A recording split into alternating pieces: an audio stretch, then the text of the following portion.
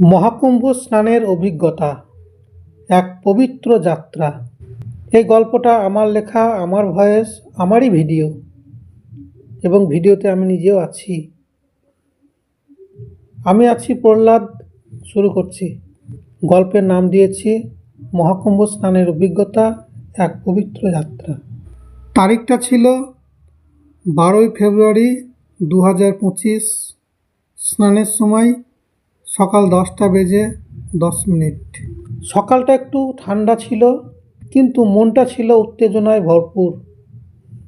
মহাকুম্ভ মেলায় স্নান করার সিদ্ধান্ত নিয়ে আমি গঙ্গার তীরে উপস্থিত হয়েছি। গঙ্গার পবিত্র জল দেখে মনটা প্রশান্তিতে ভরে গেল। সেখানে প্রার্থনা করতে থাকা ভক্তদের মধ্যে এক আধ্যাত্মিক অনুভূতি ছড়িয়ে পড়েছে। আমার চারিদিকে ছিল হাজার হাজার ভক্ত। সবাই পবিত্র স্নানের উদ্দেশ্যে গঙ্গায় স্নান করতে আসছেন। আমি গঙ্গায় পা রেখে ধীরে ধীরে এগিয়ে গেলাম। প্রথমে স্নানের জন্য প্রস্তুতি নেওয়ার সময় কিছুটা নার্ভাস ছিলাম, কিন্তু তারপর মনে হলো আমি এক পবিত্র যাত্রার অংশীদার হচ্ছি। দুটি সুন্দর মেয়ে আমার পাশে ছিল, তাদের মুখে আনন্দের ঝলক। তাদের সাথে কথা বললাম এবং বুঝলাম তারাও একই অনুভূতির সাথে এখানে এসেছে। জলটা বেশ ঠান্ডা ছিল, কিন্তু মনে হলো সব কষ্ট ভুলে গেছি। গঙ্গার জলে ডুব দিয়ে মনে হলো আমি এক নতুন প্রাণের স্পর্শ পেয়েছি।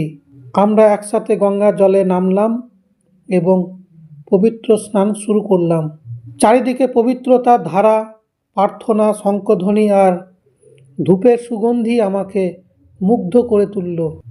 স্নানের পর আমি গঙ্গার তীরে বসে প্রার্থনা করলাম এবং বললাম, আমার ফেসবুক এবং ইউটিউবের বন্ধুরা এবং প্রিয়জনরা যারা আসতে পারেনি এই মহাকুম্ভ স্নান যাত্রায়, তারা যেন সবসময় সুস্থ থাকে এবং ভালো থাকে। এটি ছিল এক অসাধারণ মুহূর্ত, যা আমার জীবনে চিরস্থায়ী স্মৃতি হয়ে থাকবে। স্নানের ভিডিওটি আমি ফেসবুক এবং ইউটিউবে পোস্ট করলাম, যাতে আমার প্রিয়জন এবং বন্ধুরা এই পবিত্র যাত্রার অংশীদার হতে পারে। এই কুম্ভ মেলাটি 144 বছর পর আবার ফিরে আসবে। এটি একটি বিশাল এবং বিরল ঘটনা, যা অনেক প্রজন্ম পরে আবার দেখা যাবে। ধন্যবাদ। কিসকে লিয়ে জান্নাত বানায় রে মাধব, এই কথাটির অর্থ হলো, মাধব তুমি কার জন্য স্বর্গ তৈরি করেছ, জিজ্ঞাসা করা হচ্ছে। এই বাক্যটি সাধারণত প্রিয়জনের উদ্দেশ্যে বলা হয়, যেখানে প্রিয়জনের সৌন্দর্য এবং বিশেষত্বের প্রশংসা করা হয়।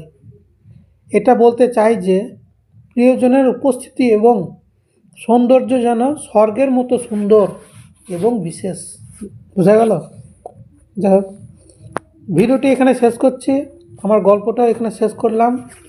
আমি ছিলাম প্রহ্লাদ। জয়গুরু। এই গল্পটা শুনে যদি আপনার মনে কোনো প্রশ্ন থাকে, আমাকে কমেন্ট করে জানাতে পারেন, আমি অ্যান্সার দেব আপনাদেরকে। ধন্যবাদ।